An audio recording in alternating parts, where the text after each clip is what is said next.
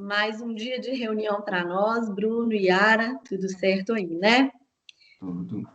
Bom, hoje a nossa ideia, então, é discutir um pouquinho sobre mistanásia. Na verdade, o tema principal que eu gostaria de propor seria a ideia de mistanásia. Mas antes, eu queria recordar alguns conceitos para quem nos ouve, né, ter essa noção desses conceitos básicos de eutanásia e depois a gente entrar nesse debate. Então, eutanásia, como nós já falamos no vídeo 9 sobre morte digna, é uma morte, é a morte boa, né? O próprio Bruno levantou a questão da etimologia da palavra, enfim. Dentro da ideia de eutanásia, nós temos a eutanásia ativa e a eutanásia passiva. A eutanásia ativa, propriamente dita, é a promoção do óbito, né, através, por exemplo, de uma injeção letal.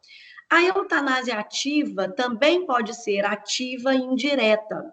Então, se a eutanásia ativa direta é caracterizada, né, com esse objetivo de encurtar a vida de um paciente que se encontra em grave sofrimento com a autonomia desse paciente, ela muitas vezes é feita por uma ação, muitas vezes não, ela é feita por uma ação, por exemplo, uma injeção letal. Já a eutanásia ativa e indireta, ela tem por objetivo o alívio do sofrimento do paciente, mas ao mesmo tempo ela acaba abreviando o curso vital que se produz como efeito daquele primeiro objetivo, que é aliviar o sofrimento do paciente. Um dos exemplos é a utilização de uma morfina, né, que leva muitas vezes que leva o paciente a ter aqueles problemas mais respiratórios e que leva à morte. Não é a morfina que causa a morte. Na verdade, nós estamos falando da morfina para aliviar a dor do paciente, que pode levá-lo à morte, mas na hora certa. Então, a eutanásia ativa e indireta, ela é praticada. E nós discutimos muito, vocês lembram disso, sobre o estigma, o peso, o preconceito sobre o tema e o termo, né? Eutanásia, nomenclatura, eutanásia. Bom, de outro lado, nós temos uma visão do professor Diego Grácia, um grande bioeticista, em que ele diz que essa ideia de eutanásia ativa indireta, esse termo, ele é um termo impróprio, porque não se realiza um ato na intenção de matar, que, segundo ele, ocorreria na eutanásia, né? Ainda que o paciente queira morrer. O objetivo principal é o alívio de dor. Então, ele fala no princípio do duplo efeito, né? Que para aliviar a dor de um sofrimento de um paciente, se acaba levando à morte. É Mas isso provavelmente esse medo que você tinha falado, esse preconceito que faz com que ele, para evitar usar a palavra eutanásia e para evitar, inclusive, essa ideia de que a autonomia de alguém pode pedir para morrer, né? Aí ele passa ao duplo efeito, ou seja, eu não estou com o objetivo de matar, eu é, estou apenas com o objetivo de retirar a dor. Muito quase esvaziar o sentido da eutanásia, né? exato. Esvaziar a intenção. O médico não tem essa intenção. Se ele não tem essa intenção, ele não pratica a eutanásia. Mas para o direito, para nós, isso é muito importante, né? Essa divisão, até para saber se um ato vai ser punível ou não. De outro lado, também teríamos a eutanásia passiva ou ortotanásia, e aí você levantou no dia do nosso diálogo, a Yara, também sobre a questão de que a eutanásia passiva ou ortotanásia, ela vem do grego ortos, normal, correto, thanatos, né, morte. Então, é aquela morte que pode consistir tanto na não iniciação de um tratamento, quanto na suspensão de um tratamento e também pelo não tratamento de uma enfermidade. Por quê? Porque esse tratamento pode apenas prolongar a vida de um paciente sem necessidade, levando a uma dor, a um sofrimento que não seja desejado. Então, a morte ela vai ocorrer no momento certo. Essa tentativa, muitas vezes, de manter um tratamento que não seja benéfico para o paciente, apenas com o objetivo de manter a vida desse paciente, é o que nós chamamos de distanásia. né? Então, acho que vale a pena essas distinções, mas aqui eu jogo para nós, né, para discussão, a ideia da mistanásia. Por quê? Porque está muito em voga essa questão da mistanásia sob um aspecto de pandemia. Quer Sim. dizer, será que nós. E se a mistanásia é a morte miserável, é a morte fora da hora, é a morte ocasionada a pessoas que poderiam viver se tivessem tratamento, né?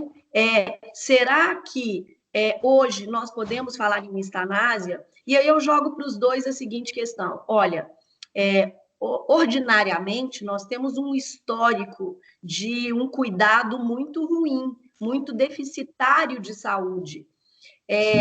Será que existiria uma distinção entre esse momento anterior à pandemia e o momento posterior à pandemia?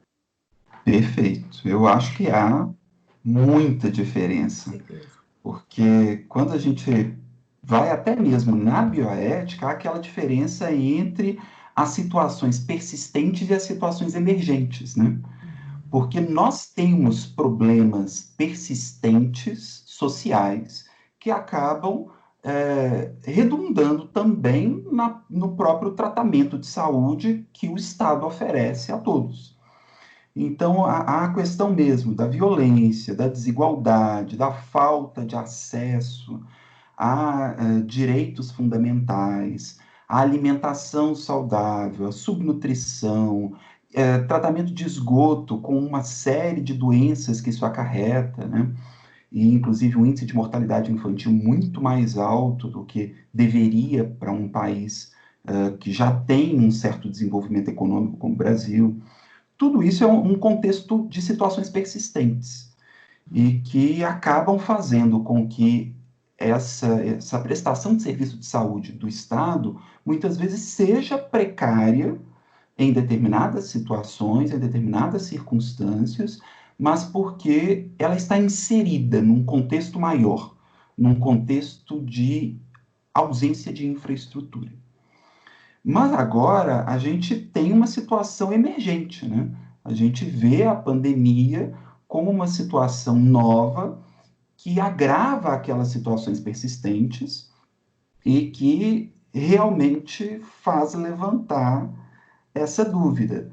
Será que aquele que morre de Covid, ele está morrendo por descaso? Ele realmente é fruto de uma mistanásia? Antes de eu dar minha opinião, eu prefiro ouvir a da Yara. Bruno, eu acho que o conceito de mistanásia, né, como muito bem trazido aí pela professora Maria de Fátima, ele envolve a ideia de uma inação, né, de uma omissão do Estado. Essa omissão, repito o que vocês estão dizendo, acho que é muito importante a gente frisar isso, ela é histórica, né? Historicamente, há uma deficiência de atendimento à saúde.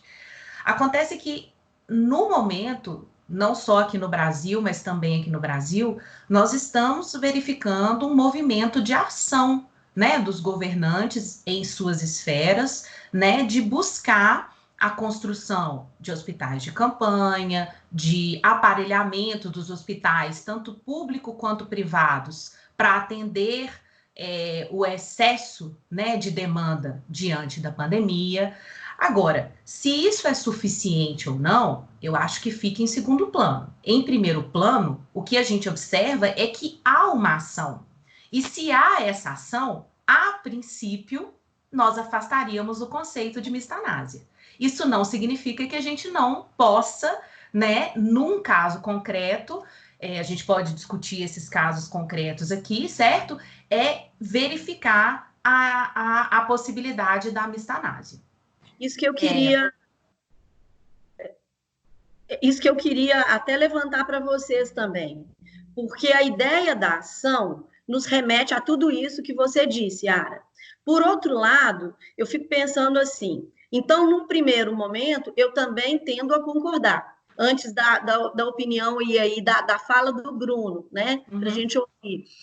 Eu tendo a concordar que é difícil se falar em mistanásia num contexto de pandemia, num primeiro momento. claro, porque há tentativas, né? Há tentativas e vejam vocês que, assim, mas há outras situações. Porque, num caso concreto, como você está dizendo, lembram quando a gente gravou o primeiro vídeo nosso? Quando a gente colocou sobre a história da Itália e a gente falava assim, olha, gente, está chegando a hora, nós temos que nos preparar. Esse afastamento social, ele acabou sendo importante naquele momento, porque a própria Itália falava da necessidade desse afastamento, não esperem chegar aí, porque não vai dar tempo. Então, quando se fala nesse contexto, será que a gente pode, Bruno, aí pensar, olha, faltas de EPIs, falta de ventiladores, ou compra de ventiladores por preços exorbitantes, mas sabendo-se que esses ventiladores não são ventiladores adequados e bons para a UTI. Outro dia, inclusive, os meus alunos da pós-graduação Lato Sensu, lá nossa do IEC, estavam falando sobre isso também. Quer dizer, será que nesse contexto nós poderemos vislumbrar, sim, uma mistanásia? Realmente eu acho muito interessante lembrar que o primeiro vídeo que a gente publicou foi em 29 de março. Em 29 de março, nós não tínhamos essa situação que nós temos hoje em várias partes do Brasil, com um sistema de saúde público completamente abarrotado, porque quando passa de 90% de ocupação, o sistema de saúde ele já entrou em colapso. Porque, na verdade, 90% significa que abre a vaga de quem morreu. Então, na verdade, o pouquinho que não completou 100% é porque alguém está morrendo. E aí sempre vai ter um leito rotativo, né, que vai ser ocupado numa situação muito, muito sem possibilidade de preparação, né? Mas o que eu acho que talvez a gente pudesse refletir, e aí viria a resposta, é que como o conceito de mistanásia é um conceito ainda em construção, talvez a gente nem devesse ver a mistanásia somente como uma omissão, mas também nesse sentido da má ação, da ação que é tomada de maneira indevida, que é tomada no tempo indevido, e dessa forma a gente pode sim considerar, em algumas circunstâncias específicas, que há sim mistanásia quando se retarda, por exemplo, o cumprimento, o recebimento de EPIs. E com isso você vai ter vários profissionais de saúde contaminados e podendo até virar óbito. Então, há sim uma má ação que é mais fácil, inclusive, da gente encaixar na mistanásia e, com isso, gerar uma responsabilidade do próprio Estado. O que você Então, a acha? gente podia trazer o exemplo de Manaus, né, nesse ponto, para discutir, Sim. né? Sim. Porque foi um momento... Eu queria só voltar um pouquinho e falar daquele primeiro vídeo, né? Porque naquele primeiro vídeo a gente ainda tinha tempo, né, de falar, olha, gente, nós estamos aqui refletindo porque a gente ainda tem tempo, então, olha, os governantes têm que agir, nós como população temos que agir, quer dizer, não agir, ficar em casa, né? Enfim, e nesse momento agora em que está sendo noticiado que nós estamos hoje, né, início de maio, com 6 estados do Brasil em colapso de saúde, né? E a gente, eu pensei, né, conforme eu tinha dito, da gente falar do caso de Manaus, que me parece o mais grave de todos, né? Manaus não fez o isolamento por meio de incentivo dos seus governantes, conforme deveria ter sido feito, conforme a gente anunciava naquele primeiro vídeo que deveria ter sido feito. Não fez, né, uma campanha de conscientização da população, pediu ajuda ao governo federal, mas essa ajuda não chegou, quer dizer, até hoje, início de maio, não chegou, né? E teve ação, não teve ação? Será que podemos falar em mistanásia nesse ponto? A visualização do caso, por exemplo, do Estado, e visualizar. Claro que nós não temos acesso à documentação, não temos acesso a datas de pedido, quer dizer, nós estamos falando de acordo com aquilo que a gente vê veiculado na imprensa de uma maneira geral. Então, isso a gente tem que deixar muito claro para que se evite qualquer problema de cunho político que se queira colocar, né? Quer dizer, não é a nossa intenção aqui. Mas se houve um pedido de EPI com antecedência, se havia dinheiro para esses EPIs com antecedência, se buscou a formação de hospitais de campanha, se não se buscou, quer dizer, tudo isso já geraria a possibilidade de nós verificarmos a mistanásia, porque realmente é um descaso. Agora, a sua fala também me leva a uma outra questão. É curioso, né? Porque quando a gente sempre debate, a gente sempre pensa em alguma coisa no momento em que a gente está falando. Porque essa é uma necessidade e uma ação que deve ser uma ação conjunta. Vamos pensar de governo federal, de governo estadual, municipal e população também, porque muitas vezes a gente se vê julgando a responsabilidade sempre no outro e não pensa na nossa responsabilidade enquanto pessoa, enquanto cidadão, diante de uma ideia de um princípio de solidariedade. É aquela história, não, eu vou sair, eu tenho o meu direito de sair à rua, né, que se levantou, eu não lembro, acho que foi até um debate nosso em WhatsApp do nosso grupo, e aí a gente falou assim, olha, é tudo eu, quer dizer, eu posso viver e o outro que morre, tudo bem. Quer dizer, então há também aí uma responsabilidade das próprias pessoas, quer dizer, está tudo junto e misturado. E nesse contexto, eu queria, inclusive, falar com vocês o seguinte, porque a mistanásia, normalmente, antes da pandemia, se colocava num conceito muito amplo. Como o Bruno disse, ele não era fechado. Ele não é fechado. Nós não temos um conceito específico. Até outro dia eu prefaciei um livro da doutora Hilde Boechat, que ela tem assim, o mérito, um mérito grande do trabalho dela, inclusive de tentar trazer uma conceituação para essa construção de mistanásia. E aí vem a questão, quer dizer, essa mistanásia é uma eutanásia social, mas é uma eutanásia voltada para essa construção muito mais do Estado, ou uma construção também em aspectos privados. A falta de leito nos hospitais privados, a recusa de um tratamento, um erro médico. Quer dizer, são pessoas que morrem fora da hora. Mas será que morrem? Entendem a discussão? Uma demora na liberação do plano de saúde, de fazer aquele tratamento, autorizar o tratamento. E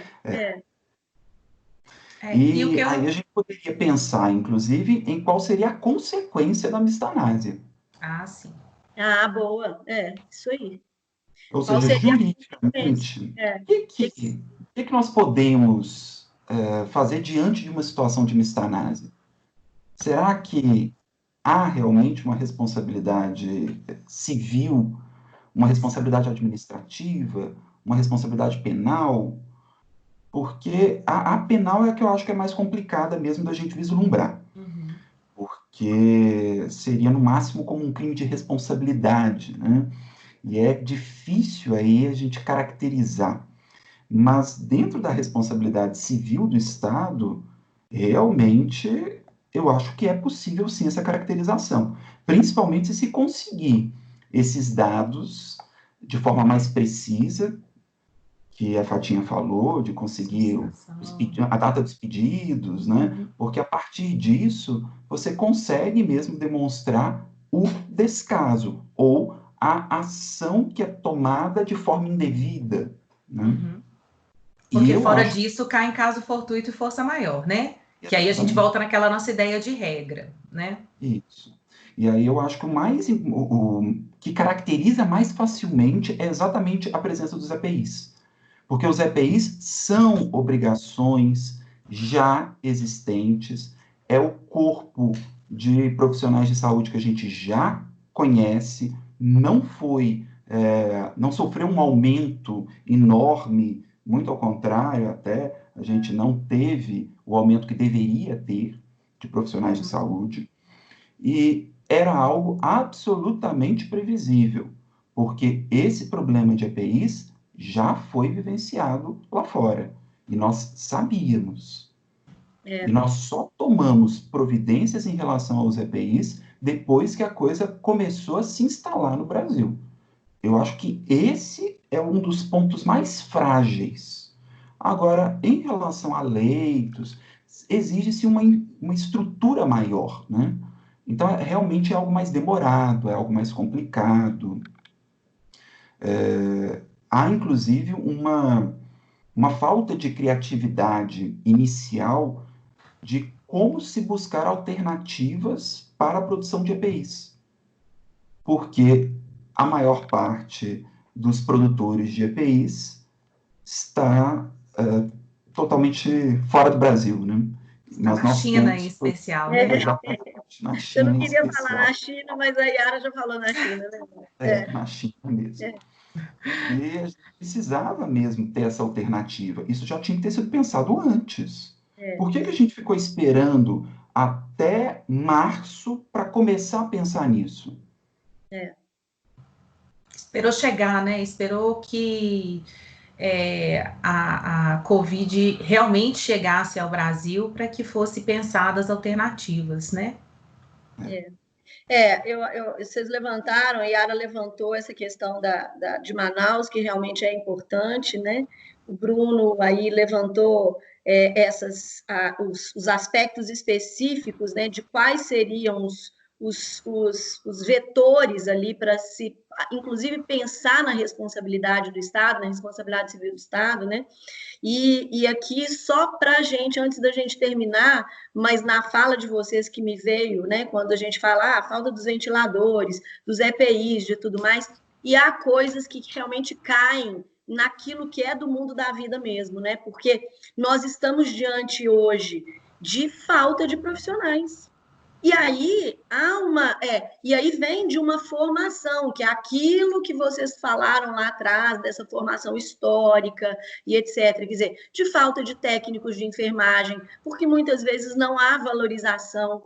Escrevendo até com a professora Thaisa sobre o papel dos cuidadores com relação ao cuidado dos idosos, a gente falou na profissionalização desses cuidadores. Então, vamos pensar na profissionalização desses técnicos em enfermagem. A própria enfermagem, quantas vezes é uma profissão muito desgastada pelo fato de não ser reconhecida como importante, né? E ela é uma profissão das mais importantes, porque o cuidado com o doente é um cuidado direto com a enfermagem, fisioterapia e tudo mais. Quiçá, né, a gente possa pensar que realmente, depois dessa pandemia, que o setor de saúde, que os cuidados em relação à saúde sejam realmente reforçados e essas profissões sejam enaltecidas e de certa forma, encorajadas, né, para que as pessoas possam buscar essa profissionalização.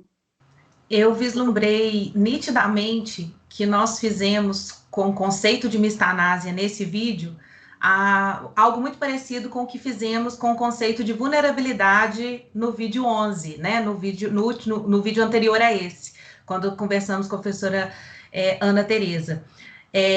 São conceitos que estão em evolução, construção e reconstrução diante da pandemia. Isso aí. Gostei. Muito bom conversar com vocês, como sempre. Sempre aprendendo. Tchau, gente. Tchau.